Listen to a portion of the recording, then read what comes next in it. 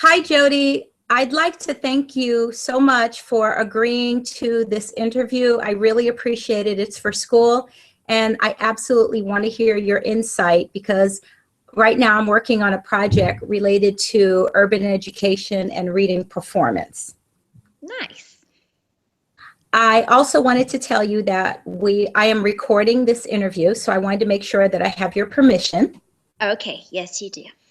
Okay. All right. And I just wanted to ask you some questions, just really from your, about your experience, about your education, and, just casual. And are you ready? I'm ready. Okay. The first thing I wanted to ask you is, how long have you been a teacher, Jody? I am currently in my 17th year of teaching. Wow. And I know, very exciting. Yeah. And would you mind telling us, without mentioning the name of the school, about your education background? hmm My background, I have a degree in early childhood education with a minor, I believe, in child and family development. I basically attended, I guess I started my program my sophomore year, about halfway through my sophomore year. And basically it consisted of, we were on the quarter system, so just a few classes each quarter. After a couple of quarters, we started going into the classrooms and working in the classrooms, doing different practicums. That's where I really got most of my information and learned a lot from, were the practicums. So yeah. And Jody, if you could think back to that time when you were in college, were you taught how to teach children to read? Actually, no. If they taught me, I wasn't there that day because no, I realized, and looking back, I wonder, how did I get out of a really good school without being taught to teach kids how to read? But I was in a lot of my practicums and internships were in pre-K classrooms. So we were not teaching kids to read. That was at least half of my practicums. The one quarter that we had a reading class, I was in a fifth grade classroom, I remember. So we were doing more on like comprehension strategies. It was kind of a upper end school. So I wasn't having to actually teach these kids to read. So I remember my first year teaching first grade, getting in the classroom and thinking, what am I doing? I have no clue. So no, not exactly. Okay. And would you mind telling us a little bit about the school where you work now without mentioning the name of the school? Tell us a little bit about the student mix, the demographics, how big is the school, just whatever. Well, we have around 1,200 students, so a pretty big school. We are a Title I school, which means we qualify for extra funding based on our poverty level or how many students we have that receive free or reduced lunch. I think we have around 90%, 85, 90% students that do receive free or reduced lunch. We have a large Hispanic population. It's over 50%. I believe, and then about over maybe 2/3 are not 3/4. No, 1/3. So 50% Hispanic, like 1/3 is African American, and then other percentages are just mixed white. Um, so yes, what else? Yes, so we are a Title I school. Yeah, I think that. Okay. Yeah. And getting to the point about reading, Mhm. of the students that from your experience, Mhm. what percentage would you say are struggling readers? Well, now I'm working with English language learners, so a majority of mine are struggling readers. But looking back, I think the best way to answer this question would be to answer it like I was in the classroom. And I was in the classroom last year teaching first grade.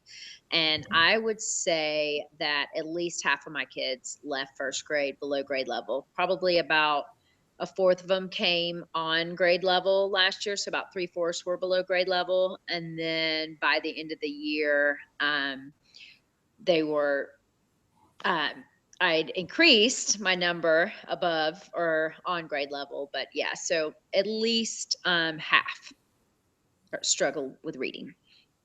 Wow, that's a lot. Now, does your school employ reading specialists where the kids are pulled out of your class to go to a reading specialist? Yes, we do have, and we've luckily, I guess, found some additional funds because we've even added even more recently. But kindergarten and first grade have two different specialists that pull kids out in groups of like 4 or 5 based on their levels.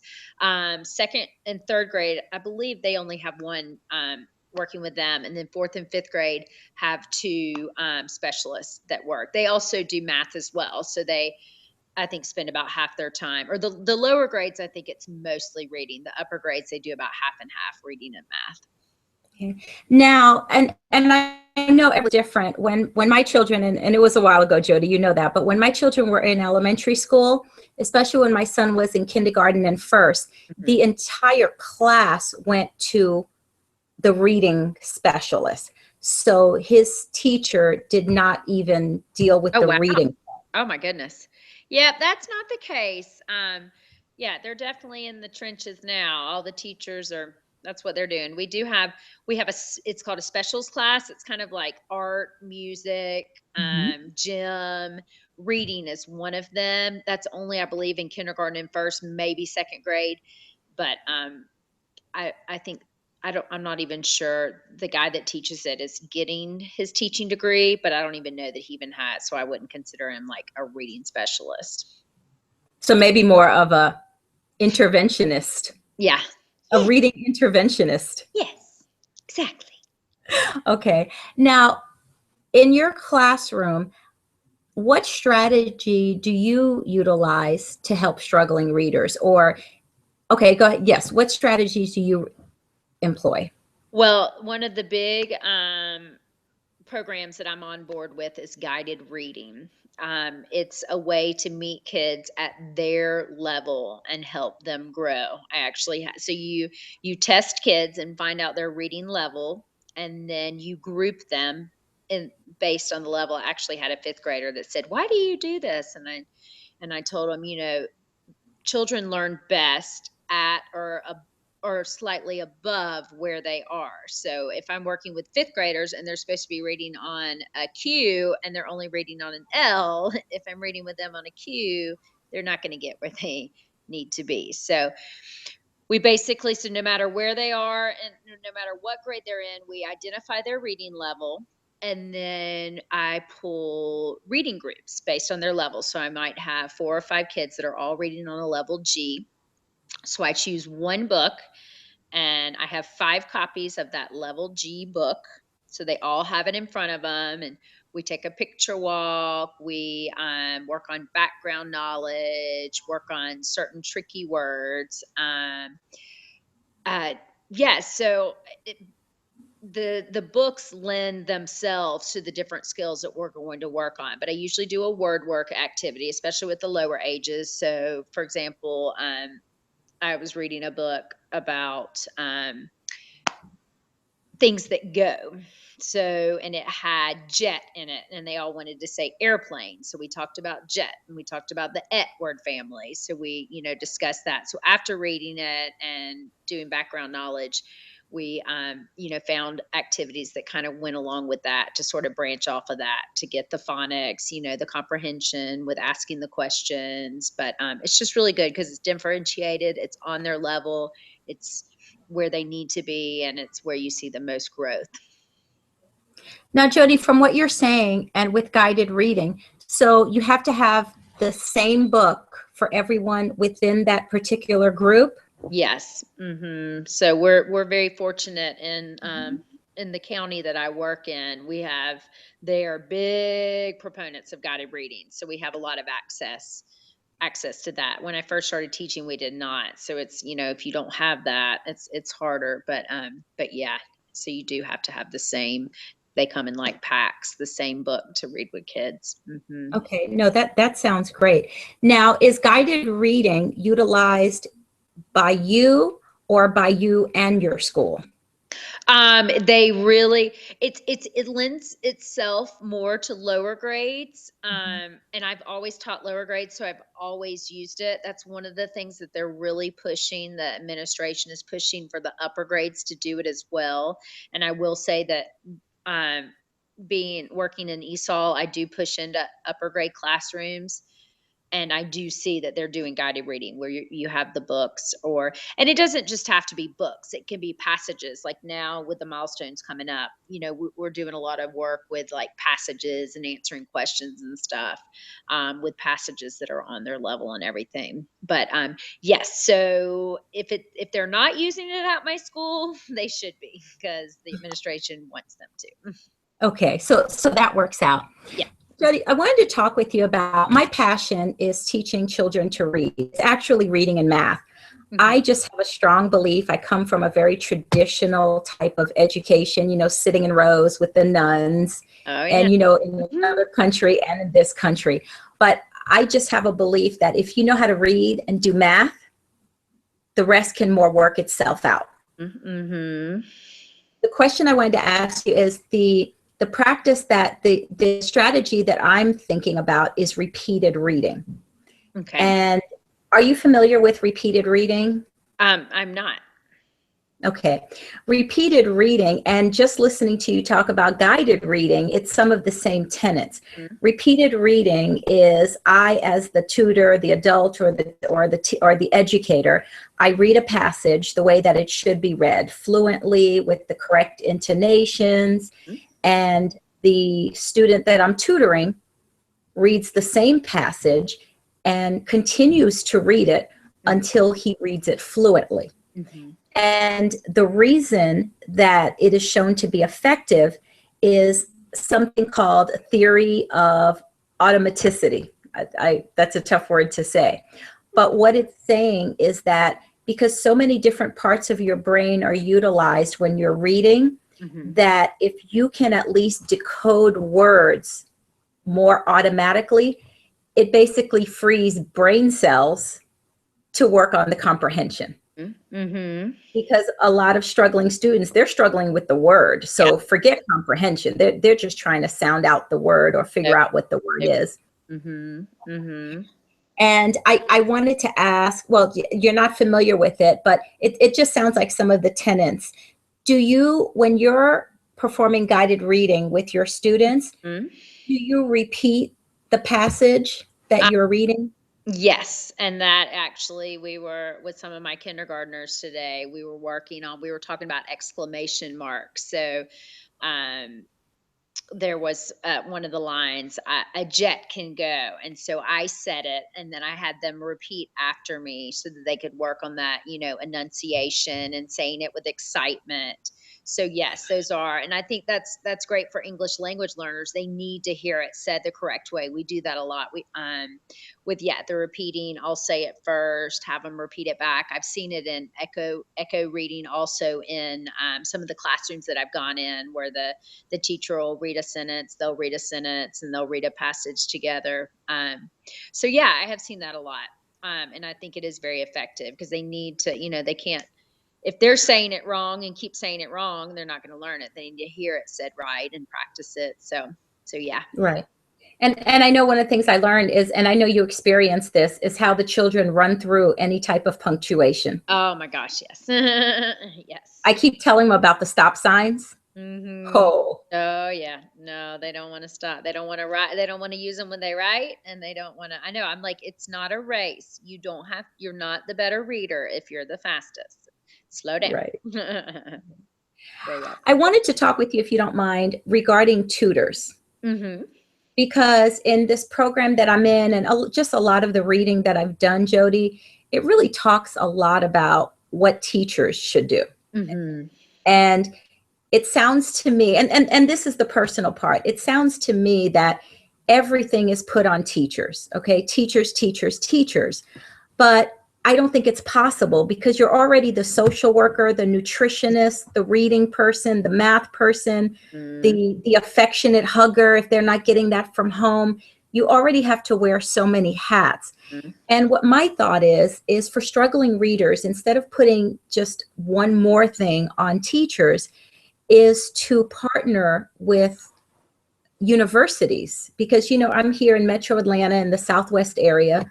Jody, there are 5 colleges just within a 10 square mile radius. Mm. And what I was interested in doing is a university school partnership where university students come in and they pull the kids out of class to tutor, the worst readers or Mm-hmm. the ones that struggle the most. Oh, My yeah. question is, as a teacher, what is your position on pulling a student out of your class if they normally would not be pulled out? Oh, I think it's wonderful. A lot about learning is having confidence and, believing in yourself. And so when they have, not all, but most kids just really respond. They feel so special when someone pulls them out. They have that a lot of our struggling readers don't have that one-on-one attention. Just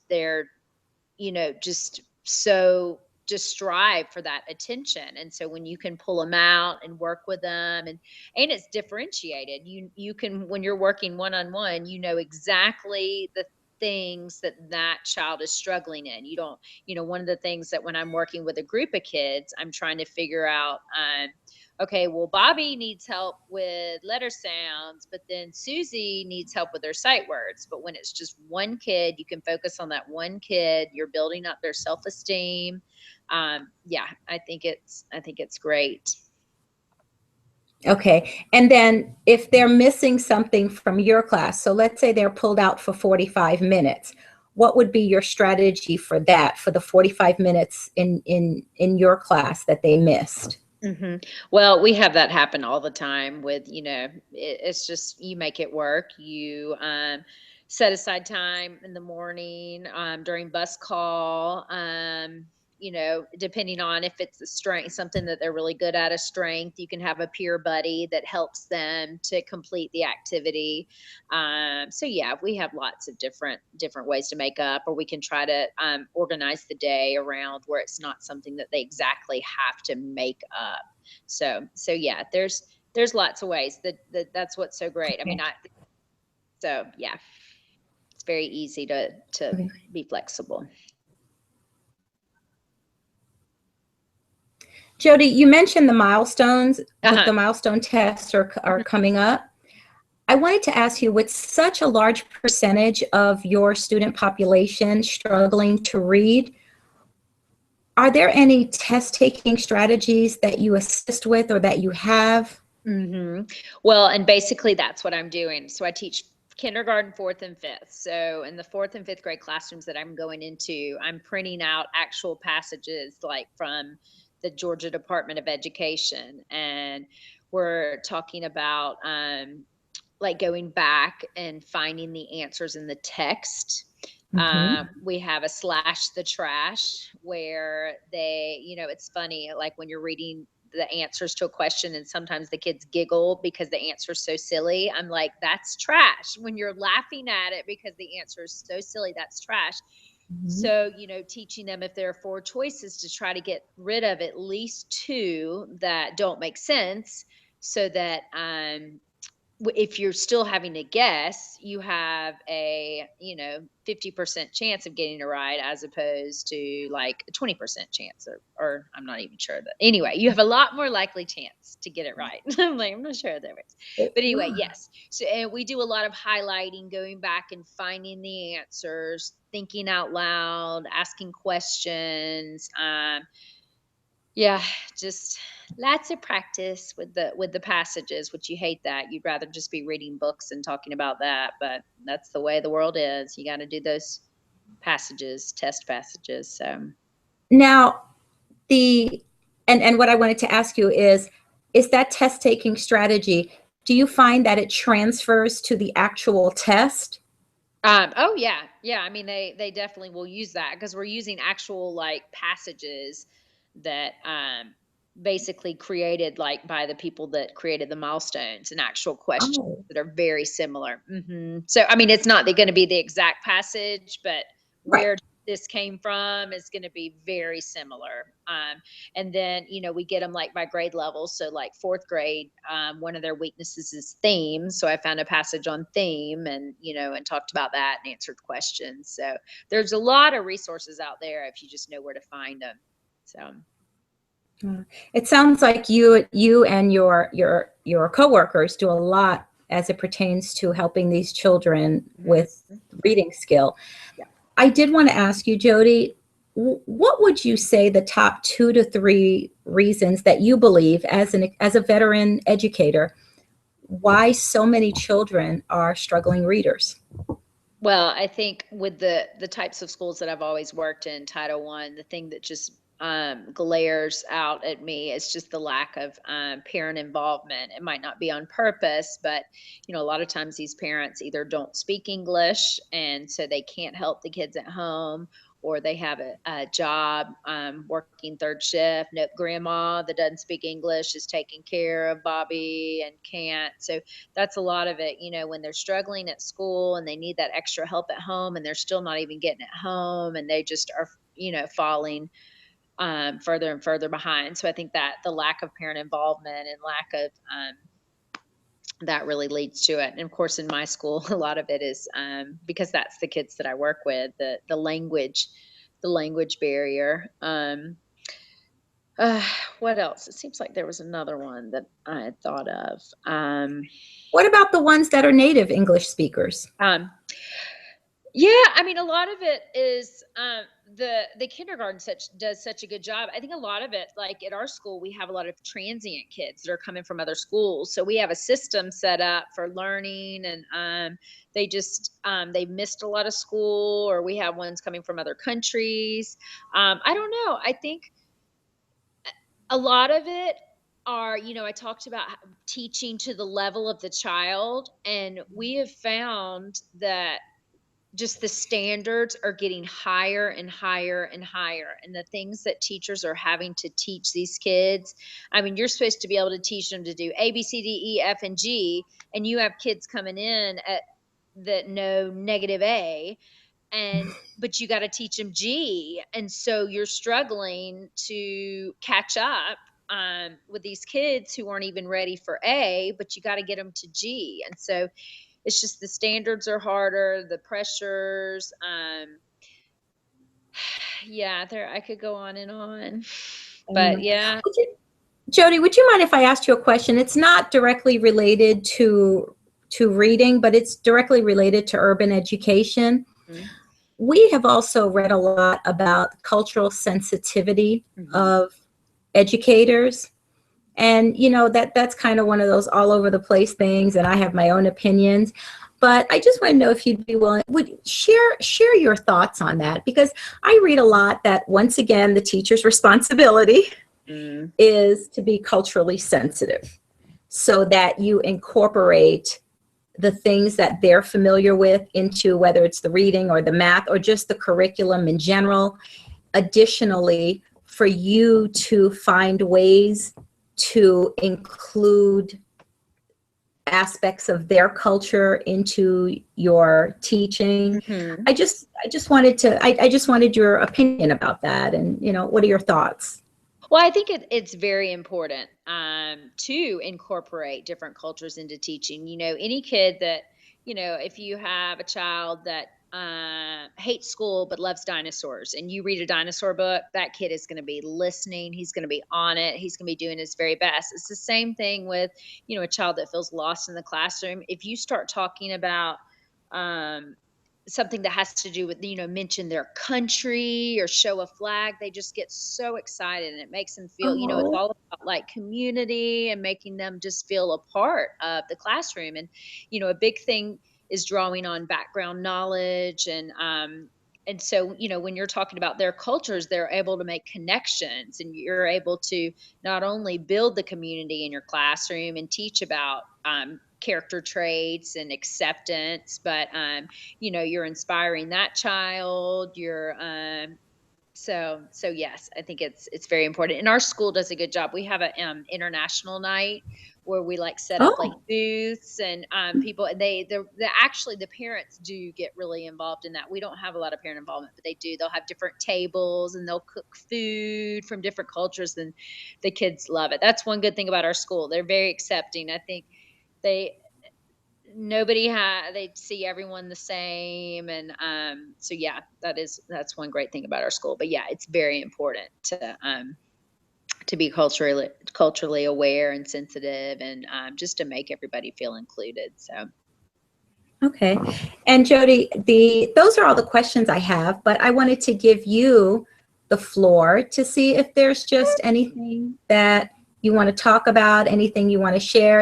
You have helped me so much over the years with my students. much, but yeah, no, yeah, I mean, teachers work hard. We work really hard. I don't know about me, but yeah, we just want the best for the kids, and yeah, teaching reading is hard, but if you're passionate about it and you love it, and then you just keep on keeping on.